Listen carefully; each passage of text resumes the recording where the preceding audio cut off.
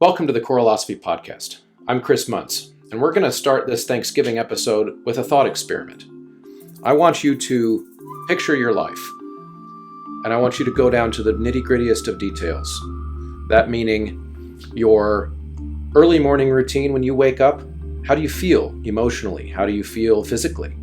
When you head into your job, whatever that might be, most of you probably in some kind of coral field, what is your attitude about that job? Do you go in with excitement? Do you go in with an energy to face the challenges of the day? Or would you feel, if you're being honest with yourself, that you approach the typical day with some type of dread of what if I get in trouble with someone today? What if I don't meet someone's expectations today? What if I'm not enough for my students, for my singers today? Is that part of your forefront of your mind? Or is it at the very, very back of your mind, like we all have, as some kind of nagging fear? Analyze that and file that away and as part of this experiment at the beginning of your day. Is that part of the beginning of your day? Then you think about your actual day at your job. Is it filled mostly with things that you see as exciting challenges or as hurdles that you resent? And then you look after the workday is over, when you come home. Are you excited to come home? And are you excited to be a part of some outside of work group of people? Whether it be a family, a group of friends, a support system that you connect with. Taking all of those details into consideration, is there a major element of your life, your work life, your personal life, that you would change if you were given a magic wand? And if there is, I just want you to think to yourself and name it. What would you change if you had the opportunity to change? That's half. Now we're halfway done with this thought experiment. After looking at all of those details, and again, it has to do this right. You have to do all the details. The good things have to have equal weight as the bad things. So looking at all the good things and all the bad things weighed equally. You're going to have some things that you'd probably want to change, but you need to also name, to complete this assignment, something that you would cherish, that is part of your life now, that you would not give up for anything. And again, that could be any part of your life. It does not have to be a job-related thing. It could be a personal side of life thing. It could be a family member. It could be a family structure, a friend. My point for this thought experiment is that I really don't believe that most of us on a regular basis, unless someone makes us, are very faithful to the idea of weighing our goods against our bads equally. I think most people, and I'm sad to say this, but I think it's true, most people lean heavier on the scale towards the negative things in their life. There are even some evolutionary biologists that I've read, Matt Ridley is one, which you'll hear from a little bit later in this episode, that would make the argument that there is a certain biological hardwiring in us to be pessimistic, to lean on the negative side. The way he would articulate it, and he does in his book, The Rational Optimist, is that he would explain it to you this way. If you are a caveman thousands and thousands of years ago, and you have a little bit of that extra pessimism in you to believe that if you dip down to the river to get your drinking water and you don't have that forefront of your mind, that fear that a lion might jump out and eat you, you might be the one that gets eaten by the lion because your genetic line will not continue, because it is the cautious ones that had their eyes on a swivel as they bend down to get the water. They're not trusting their environment, right? Now, the beautiful thing about being alive in 2019 is that lions don't hover around our water holes. We have other dangers, but to take any kind of rational look at the history of humankind, we live in a safer world. We live in a cleaner world with better medicine and access to protection from the elements that our ancestors did not have. But in Matt Ridley's case, as a biologist, he would make the argument that because of all those thousands and thousands of years of the pessimism being the way to win, we have that hardwired into us. And I'm not a scientist, so I don't know how to professionally evaluate that claim, although he makes a rational argument that makes sense to me. And I'd let you make up your own mind if you buy into that. But I think it at the very least bears some thinking about, is it possible that if the pessimism wins the day in the morning when I get up to get ready for my job, is it possible that I've got some kind of biological hardwiring that is making me want to feel that way? And can I counteract it? So in today's episode, I'm going to go into a little bit of a story of my own personal life and what makes me love what I do and what makes me thankful to get to do choral music for a living. And we're also going to hear a little bit from the Rational Optimist. There's a story I'd like to tell just to kind of encapsulate kind of my worldview around this idea of gratitude and how important it is. And then we're also going to hear from some of my friends.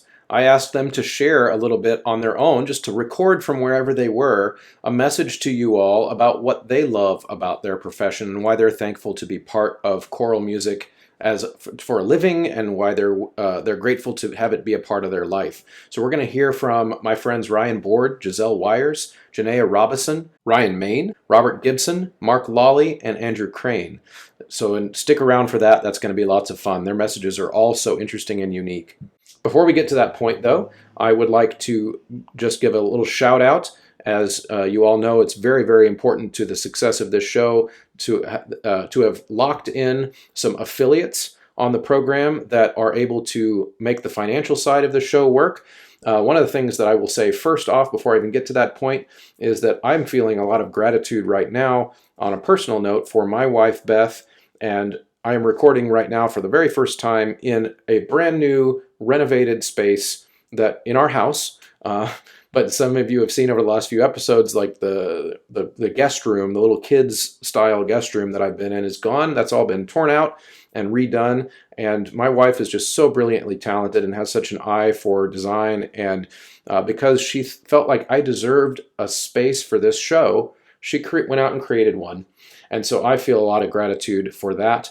But part of the reason I thought about throwing that in right now is that to create a show that looks and sounds of high quality is not cheap. So we've gone out to create these affiliate relationships with these awesome vendors that are people that I interact with in my professional life. And by you going to use their promo code that they've provided for you on their website to get a discount for yourself, you're also helping the show financially and maintain the expenses of continuing to raise the production value of the show so that you continue to feel like it's a valuable professional development opportunity for you, which is really the goal of this show. So in order to do that, we've enlisted the help of RyanMain.com. Ryan Main is a self-published composer who does everything through his website at RyanMain.com, where you can use the Choralosophy checkout code to get a 10% discount on what he does. Is called a site license. And you get to make as many copies of that piece of music as you'd like in perpetuity, and you own it then. You own that PDF. So you can use the discount there, and I would check out his music, especially if you teach those high school and middle school level kids, because his music is always a hit every time I do it with those kids. And then another sheet music opportunity that you have as you're programming for your second semester is graphitepublishing.com. You can head over there and check out a wide range of composers: Tim Takash, Jocelyn Hagan, Eric Barnum, who's been on the show before, Joshua Shank. You're gonna hear from Paul Radoy in just a few seconds for the November edition of Composer Exposer, which has been a monthly segment featuring graphite composers. Choralosophy at checkout at that website too to get 10% off. And of course, Sight Reading Factory is a big one. We all could be and should be using Sight Reading Factory in our classroom. So check out their website and see what they have to offer for you. You can use promo code Choralosophy at checkout there as well. And last but not least, the newest affiliate on the program is Voce Vista Video. Voce Vista is a software that allows you to see the overtone series of all of the singers and the noises they make with their mouth, or really any noises that it hears, and it'll show you the overtones that are happening and which ones are loudest and softest. And I would encourage you, rather than me talking about it here, is to go to the most recent episode on the show. It's a very short one. It's about 10 minutes, and you can hear me explain more about what that product is, because it's revolutionary. I cannot oversell that enough. It has changed my entire choir class's understanding of what sound is and why it's important to actually shape their mouth in a certain kind of way. So you can head over to vocevista.com/choirlosophy to check out that product as well and read a little bit more about it. So on the way into this, the gratitude on the way into the gratitude episode, I'm going to send you to the November installment of Composer Exposure with Paul Rudoy. Enjoy. Up next, Paul Rudoy, Composer Exposure. Okay, I'm here with Paul John Rudoy, who is the next victim of the Composer Exposure segment. Paul, welcome. Nice to see you. And we're going to jump right in and put you on the hot seat for the Composer Exposure rapid fire round. Are you ready? I am. If you had to work but didn't need the money, what would you do? Probably something I was totally unqualified for. Like I would try to become a psychologist and see what happens. Just like on the spur of the moment? Yeah, honestly, I everything that I am doing right now, I'm quote unquote qualified for, but it would be really fun to try to do something that sounds cool. I mean, I think in another lifetime, I probably would have tried to be a psychologist or maybe go to the moon or something. So I'd try to do one of those things. All right. If you could wedgie one historical figure, who would you wedgie and why? That's a great question. Probably somebody who enjoyed humor like Rossini or Strauss. I think I would want to see what their reaction is. They'd probably be like, sure, okay. Okay. What was the best thing before sliced bread? Probably peanut butter. I live on that stuff. So. Okay. What part of the human face is your favorite part of the human face? Eyes and everything that's around eyes. We are so expressive, and often we see our mouths move, and we see other things like my hair or lack thereof. But eyes are the most expressive thing. Okay. Awesome. If you could only speak one word for a whole day to get you through the day, what word would you choose? All of my friends. Tim DeCash knows this well, but probably whoa. Or because I get very excited about almost everything. I will go. The judges will give you whoa. I don't know that counts as a word. Yeah, it's an extreme word. Okay, and then the last one. No one will come to your house to check this, so do your best. Okay. How many pennies would fit in the room you're in right now? In the room that I'm in?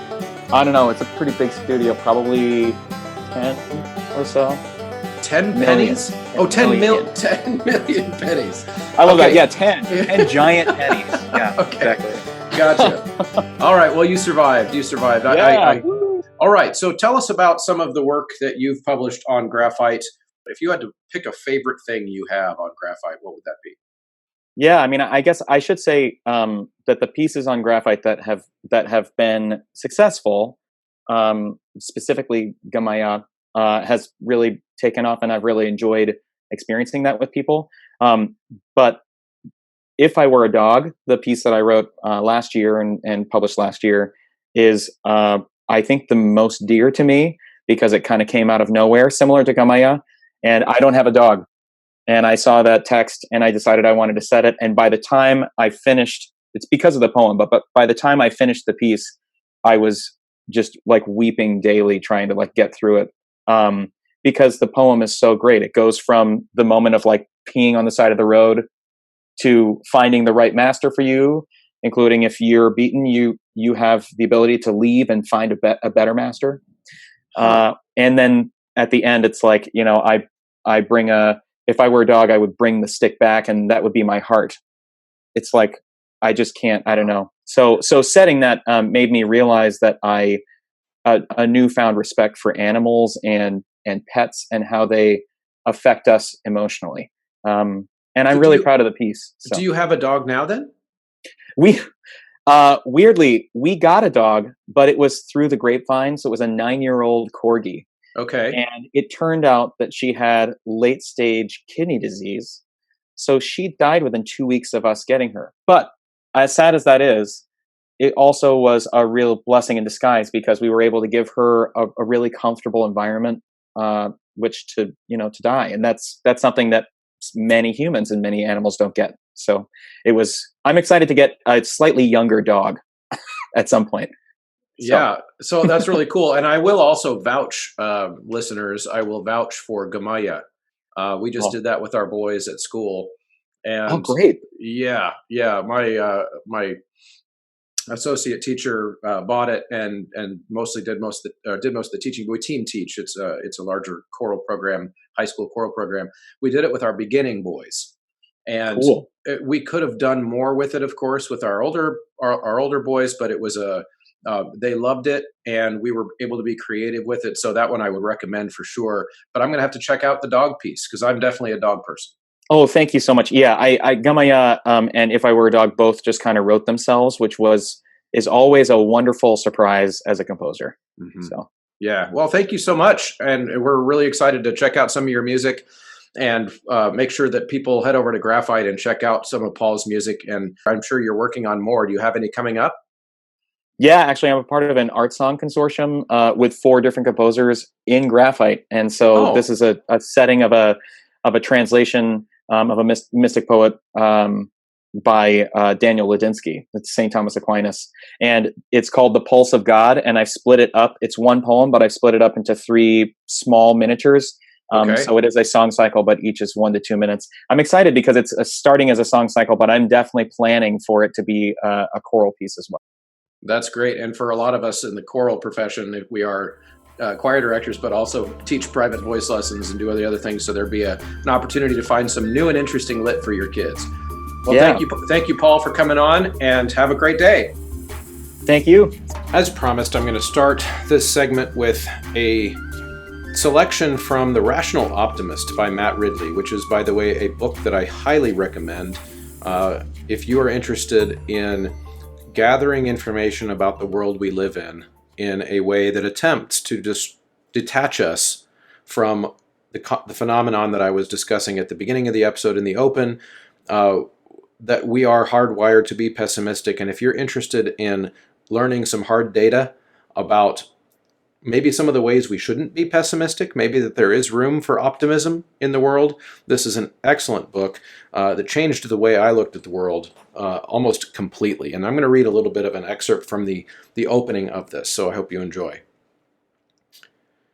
This should not need saying, but it does. There are people today who think life was better in the past. They argue that there was not only a simplicity, tranquility, sociability, and spirituality about life in the distant past that has been lost, but a virtue too. This rose-tinted nostalgia, please note, is generally confined to the wealthy. It is easier to wax elegiac for the life of a peasant when you do not have to use a long-drop toilet. Imagine that it is 1800, somewhere in Western Europe or Eastern North America. The family is gathering around the hearth in the simple timber-framed house. Father reads alone from the Bible while Mother prepares a dish out of stew of beef and onions. The baby boy is being comforted by one of his sisters, and the eldest lad is pouring water from a pitcher into the earthenware mugs on the table. His elder sister is feeding the horse in the stable, and outside there is no noise of traffic. There are no drug dealers, and neither dioxins nor radioactive fallout have been found in the cow's milk. All is tranquil. A bird sings outside the window. Oh, please.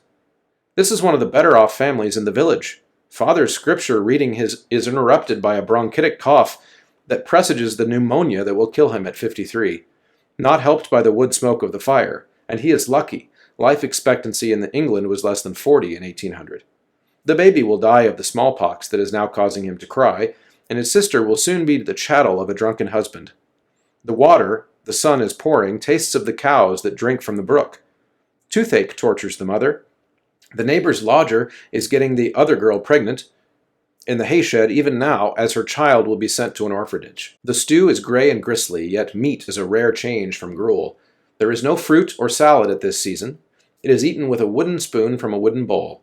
Candles cost too much, so firelight is all there is to see by. Nobody in the family has ever seen a play, painted a picture, or heard a piano. School is a few years of dull Latin taught by a bigoted martinet at the vicarage. Father visited the city once, but the travel cost him a week's wages, and the others have never traveled more than 15 miles from their home. Each daughter owns 2 wool dresses, 2 linen shirts, and 1 pair of shoes. Father's jacket cost him a month's wages, but is now infested with lice.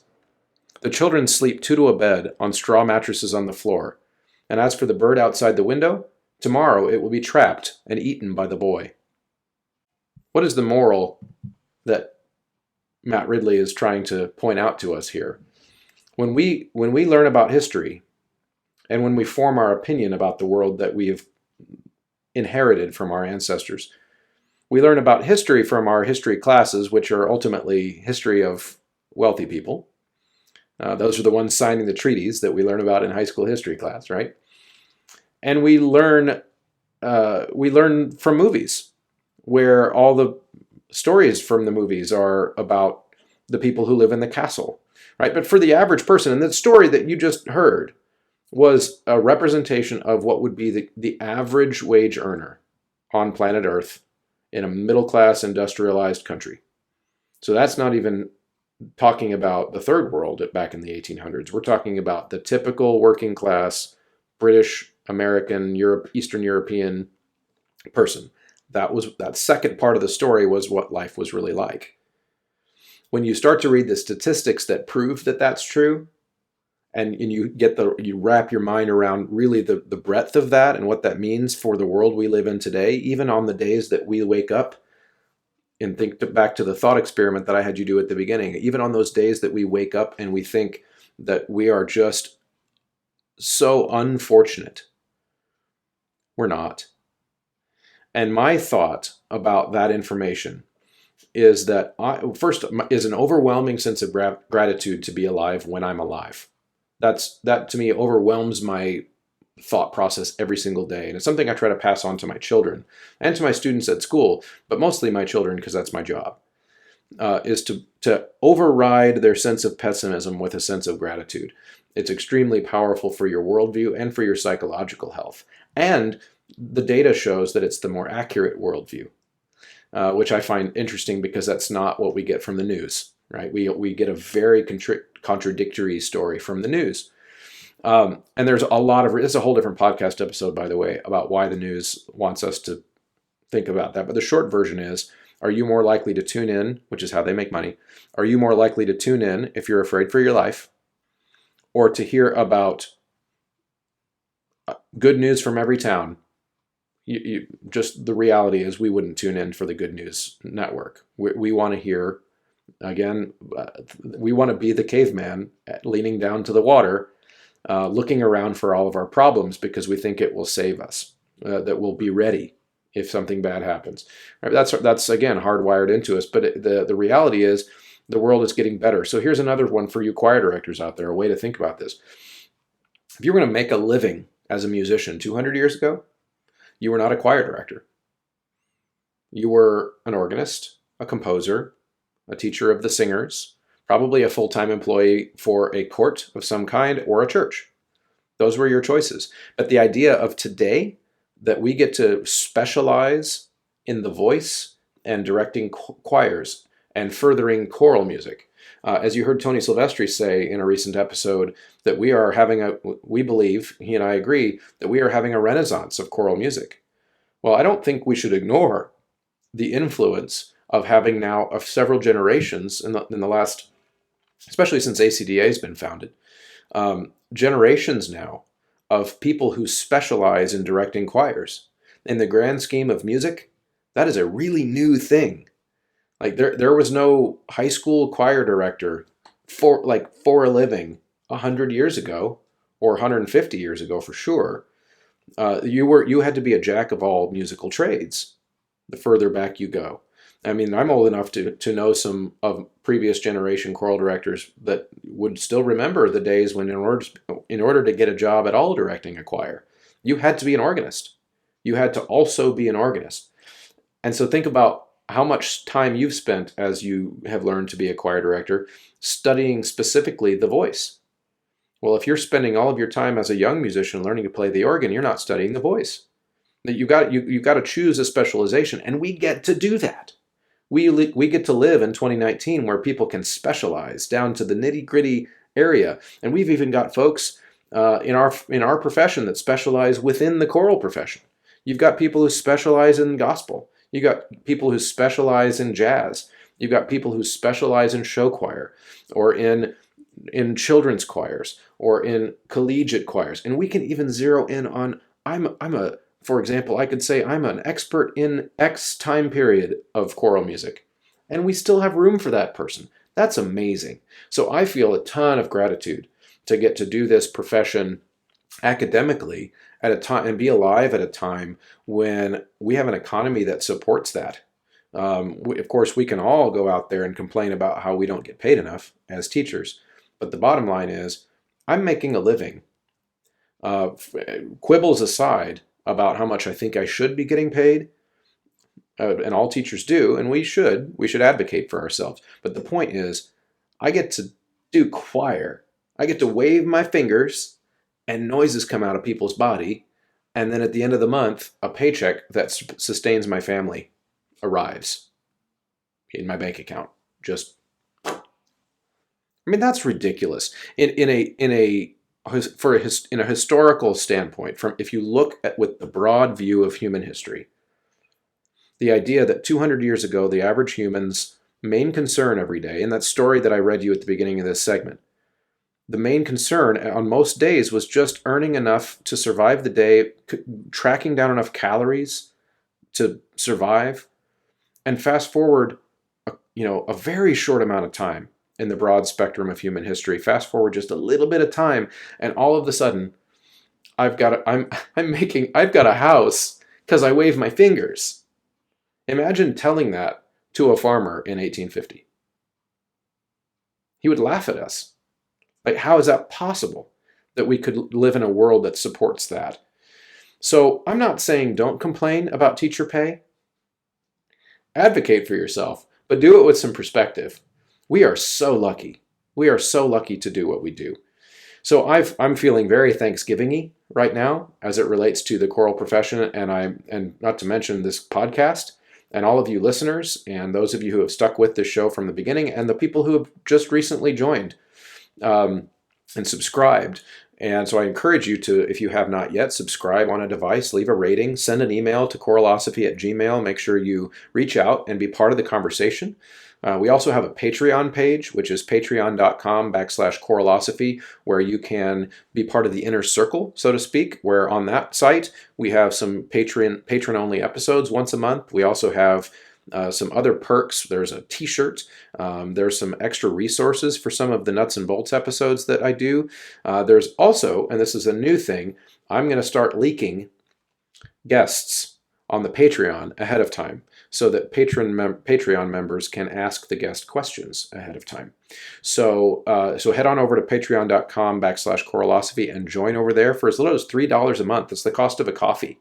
And that's going to help offset the cost of the show and hopefully turn it into something that I can do for the rest of my life, which again would be an amazing sense of gratitude along the same lines. Imagine if I could wave my fingers and make noises come out of people and sit down in front of a computer screen and talk about that, the fact that I wave my fingers around and call that a profession.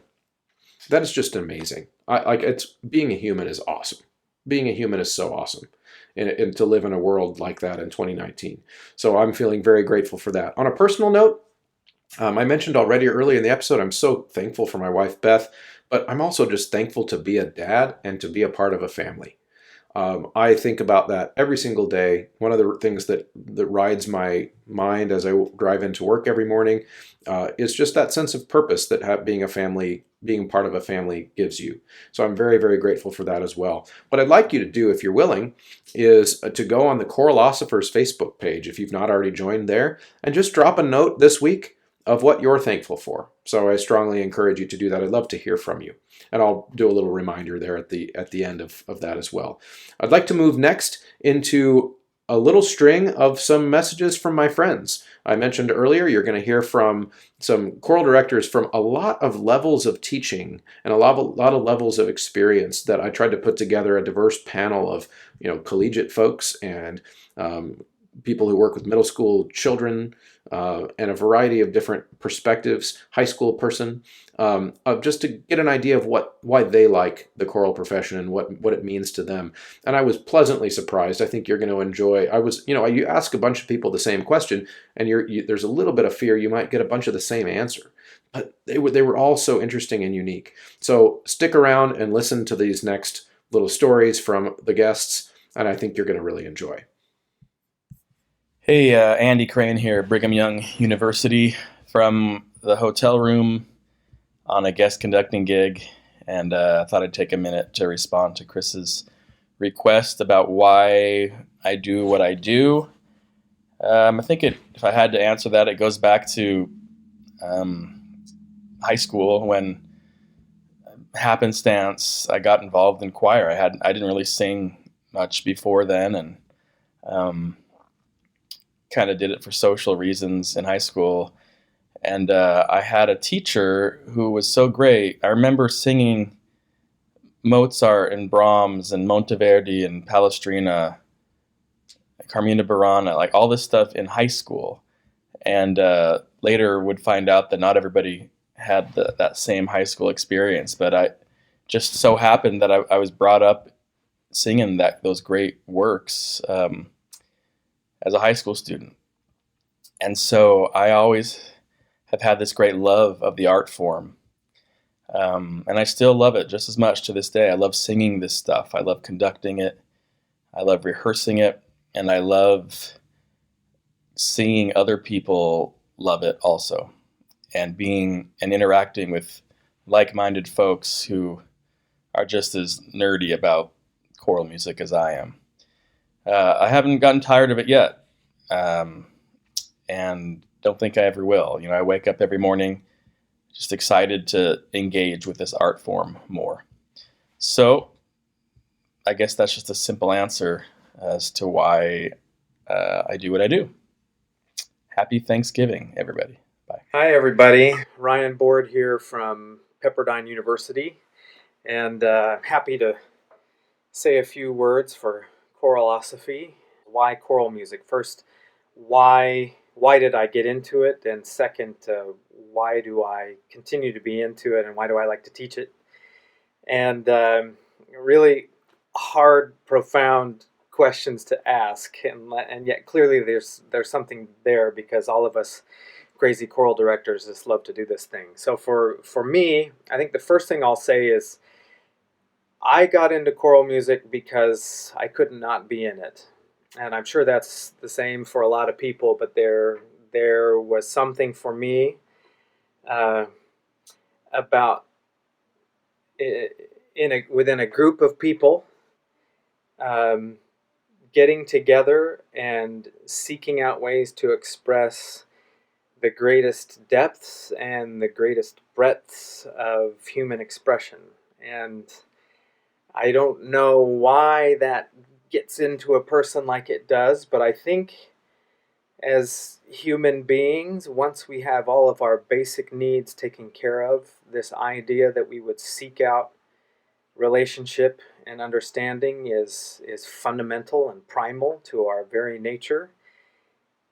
And the greatest kind of relationships are in a community setting, and what is more concentrated and intimate than singing in a group of people texts and music that has to do with the great spectrum of what it means to be a human being. And I couldn't have explained that when I was an elementary school student or a junior high student and a high school student, and I will never fully understand it. But there is something that goes to the very core and every fiber of my being when I am working with a choir and singing with a choir, and I can't live without it. The second part, the why do I continue to do it? That's on the one hand simple. That's because I want everybody that I've work with every student that I work with to experience that same thing. And to expand on that maybe a little bit, to add a little perspective on some things I've been thinking about recently. There's a great book out that's dedicated to our great Bach scholar Robin Lever. And one of the contributors to the essays in this book is D.E. Salier. And he talks about how the opposite of beauty is not ugliness, but the opposite of beauty is in fact terror. And my students in this day and age, with their devices, their access to news and social media, they are aware more profoundly than generations past of the kind of terror that exists across the world. And I think what that does for all of us, at least it does for me, is I become very, very poignantly aware of the great privilege it is to sit in a nice, peaceful classroom with folks and do the music that we do. And that in fact, is in great contrast to the reality of so much of the world. And in that way, I think our music making inspires us to reach out and add a service component, to look for understanding, to ask big questions. Why is our world not the way it's supposed to be? And I think choral music making is an expression of humanity in its most divine and perfect sense.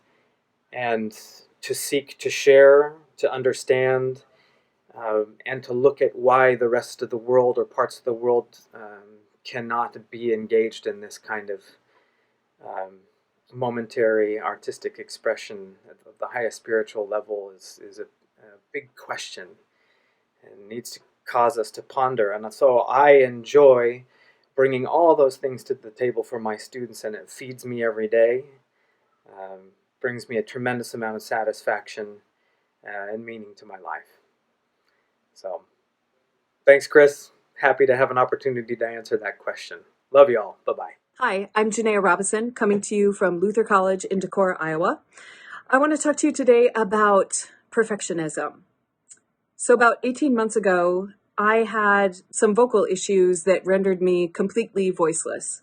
And after going to the speech and language pathologist, we figured out that I had a hemorrhagic vocal polyp, a pretty big hemorrhagic vocal polyp that required surgery.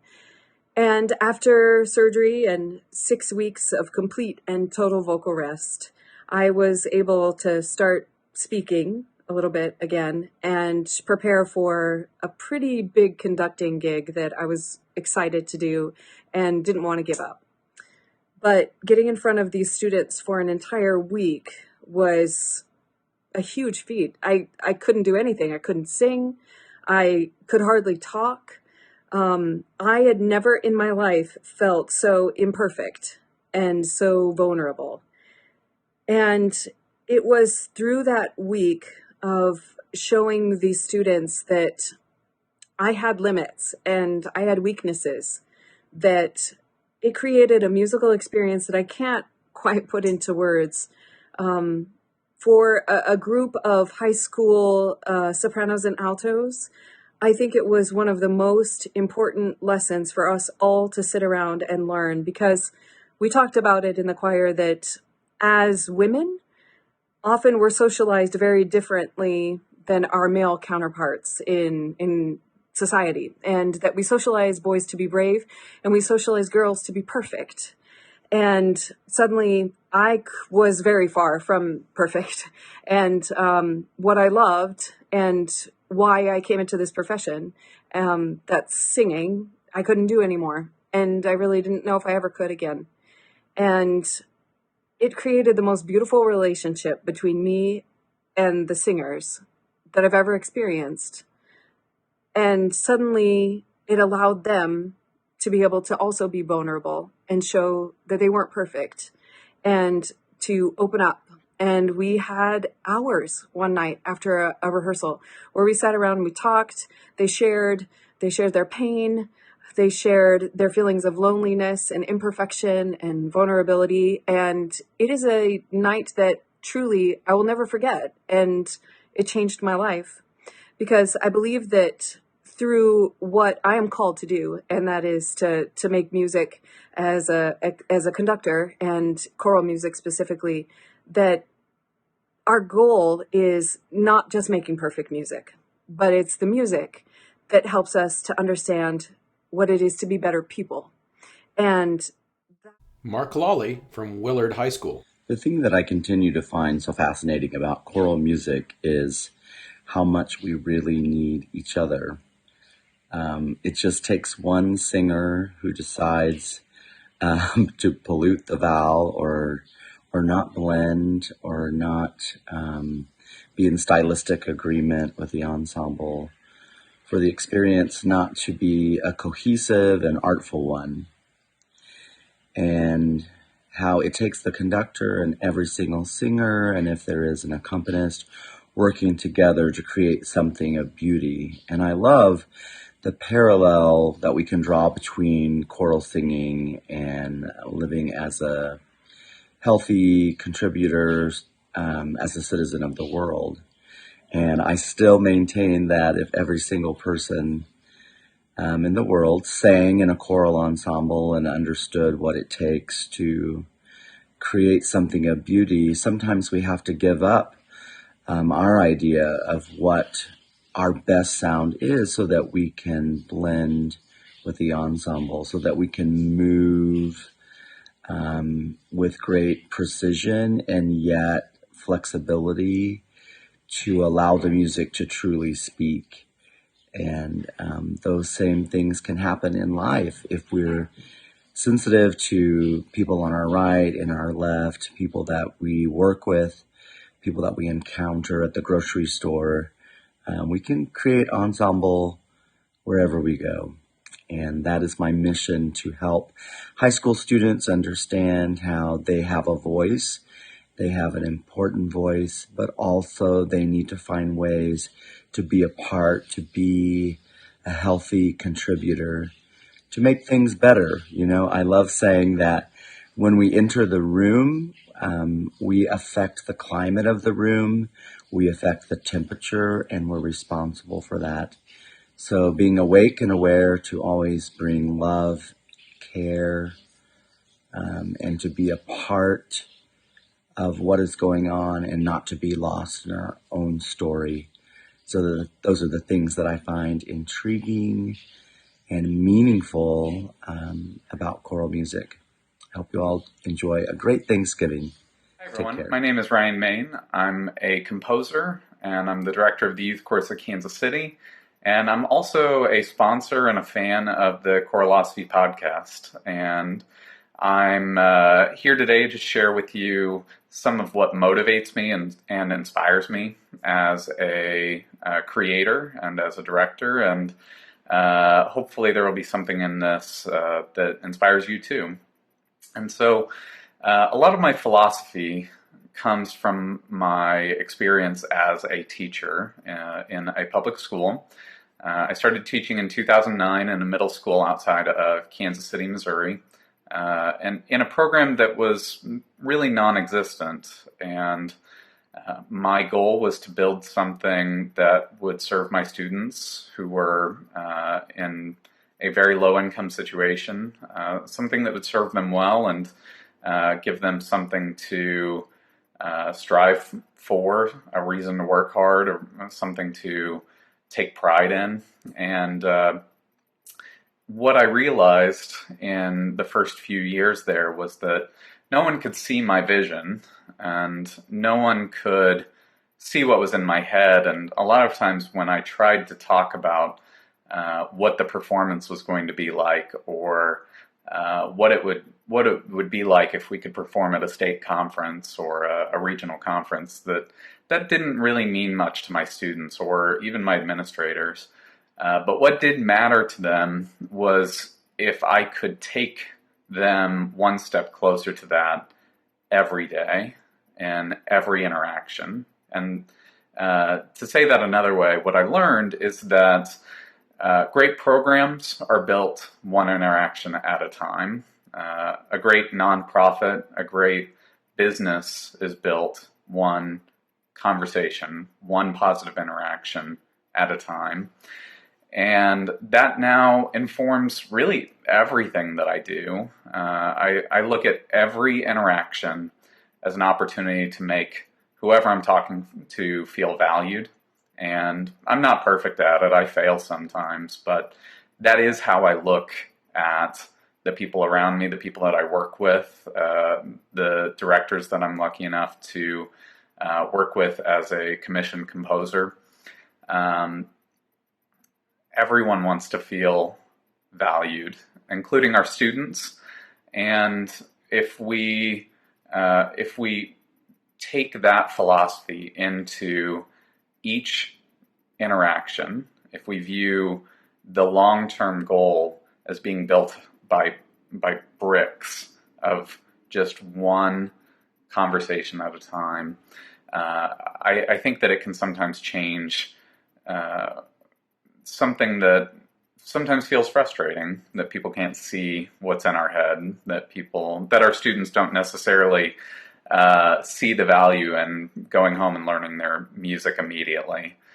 And it's honestly, even now, how I approach projects as a composer, that when I look at a blank page and I'm not feeling inspired, I stopped panicking about that. And now I sit at the piano and I create something, and I put at least one measure on paper, and usually more measures come after that. And so it's something that is deeply useful to me, and it's something that I hope that I continue to get better at. And I hope this is useful to you. Thank you for allowing me to share with you, and I wish you the very best. My name is Robert Gibson. I am the choir director at Reed Academy in Springfield, Missouri. My why, or the reason why I do what I do, is, one, I just love teaching music. And I love teaching music on the middle school level. I never thought that I was going to be good enough to teach music at this level, but I'm grateful that over the years I've developed a lot of skills, not just from professional development, but even from my students, that have helped me to become a better educator. I also love that I get to inspire kids, because I know that the words I speak are going to ignite something in my kids that they never thought about or considered. I find nowadays in schools that students speak a lot of negativity on themselves. So they say, I am not good, and I'm bad, and I'm depressed, and I don't like myself, and I am not a good singer. And in a way, I get to re-speak what they don't think they're good enough in. And I love getting to tell a kid, you are good, and you are important, and you are great, and there is greater in you. I don't think that kids really understand the power of words, but I'm a firm believer that words can become your reality the more and more you speak them. So the more I get to say you're great, a kid starts to believe that, and a kid starts to act like a great person versus somebody who is not. I have some wonderful musical influences over my life. In public education, Mr. Fleming, Miss Connor, and Miss Bonner were my three influences. And on top of telling me how great I was and how wonderful I was as a singer and as a musician, they also did not allow me to slack off. They didn't allow me to continue with poor behavior. They continued to stay on me all the way until that behavior changed. And so now I'm in the position where if I see a student who is not acting accordingly in love, I can say, that's not who you are, and you don't have to do that because you're great. And I'm glad that my students love me enough that they believe me and they respect what I'm saying, and they change those behaviors. So I'm thankful to be where I'm at, and I'm thankful that my why is shown every single day when my students walk in my room and they do better because they know I care. Giselle Wyers, University of Washington. Hi, Chris and Choralosophy folks. I'm going to try to overcome my shyness about being on camera today on a Sunday afternoon here in Seattle. just to share some of my thoughts about the meaning of music and why I do what I do, what drives me through every day and the ups and downs of all of the challenges that we encounter in the field. So I thought about it for a few days, and I think one of the things that we should say up front is just that it's certainly a mystery. Just making music and how much we love music and the whole process of being in rehearsal, there's sort of a mysterious quality to it, I think, and it's something unspoken that drives me a lot of the time. It's just sort of who I am in the same way that I love animals or I love my family. But if I were to try to put some words to it, I would say conducting is one of the things that I always lose track of time. I've gotten better as a conductor. Of course, you have to keep track of time, but losing track of time, being in the flow state, feeling utterly immersed in what I do, and feeling like every rehearsal sort of gives me something back, and that I'm creating something really beautiful, and well, hopefully beautiful, that I'm working for beauty with my students every day and creating what one of my grad students calls a rarefied air around the space that we're in. And I think that's really precious, and we don't get to do that enough. I think the other thing is I think about the people, and I think about all of the people that I've encountered through the field, whether it be fellow students and programs I was in, or my students now, colleagues, other composers, industry leaders, publishers, and just so very few people that I wouldn't want to be around, because we have a shared value and we have a love for each other and for process and for creation, which is really what I think conducting should be about. So in that vein, I thought I would close with a sketch of something I'm working on right now for an upcoming commission and be completely in process because I don't know if I'll play it right.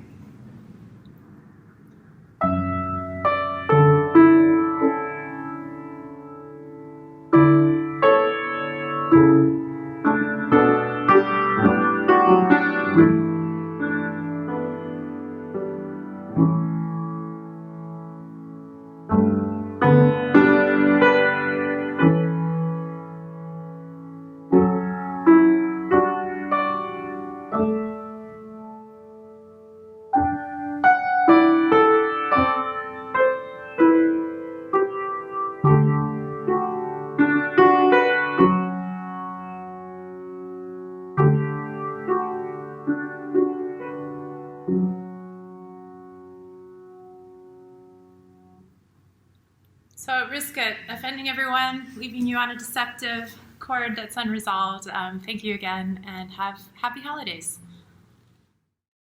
Special thanks to all of my guests on this episode, and thanks to you for sticking around to the end of the episode.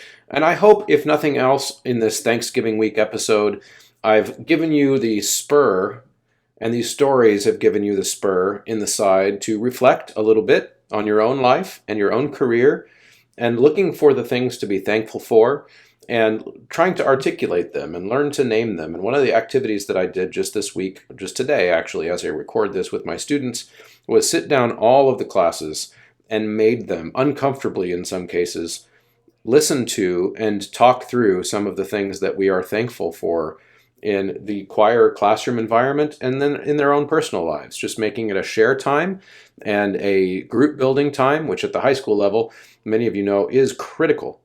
Without that group building time, it's really hard to push them when the rubber meets the road. And so we sat down and we talked about some of these things. And one of the things that I pointed out to them was just how truly remarkably special it is that in the US and in some parts of the world, we can, basically for free in a public school, have a choir class for a grade that's taught with the quality of an academic subject, and not having to go outside of the school day and investing the time and the money that many people in many parts of the world would have to invest in order to have a daily choir experience. that's a huge benefit to the students that we interact with in the U.S. And of course, I've got listeners from around the world, but of course, a vast majority of you are here in the U.S. And so we are so fortunate in this country and in many countries within a similar structure of educational system to have that embedded in the school day. And I pointed that out to the kids today and made sure they really tried to understand, wrap their mind around how lucky that makes them. And so I'm hoping that as you go to your Thanksgiving break, this episode should come out on Wednesday before Thanksgiving. So as you're listening or get to it at some point during the break, please take the time to reflect in this way and to think about the things that you should and can be thankful for as it relates to our profession, because it's a pretty amazing place to be. So thank you so much. And another reminder on the way out the door, if you would like to support the mission of this show, there are a variety of ways you can do it. Make sure you subscribe to the show on the app that you use. You can find the show on the Apple Podcast app, Spotify, Stitcher. You can find it on YouTube, pretty much any app that you get podcasts on. So hit subscribe there, and the best thing you can do is leave some kind of a review, because the more reviews there are, the more that pops up into the podcast feed, and that's very helpful. Hopefully it's a nice review, and that helps a lot. Another ways you can do it is share the episodes on social media, and then of course, if you're really into it, you can head over to patreon.com/Coralosophy and join a growing crowd of folks over there who are interested in the t-shirt, they're interested in the patron-only episodes, and they're interested in the more in-depth conversation that we're able to have there with a smaller crowd. So we just recently did our first live episode on Patreon just a couple days ago, and people can tune in during the episode as I'm filming it and ask questions, which is a cool thing that we're trying out there. So if you want to be a part of that, again, Patreon for as little as $3 a month is an opportunity for you. Tune in next time, and we'll see you later on the Coralosophy podcast.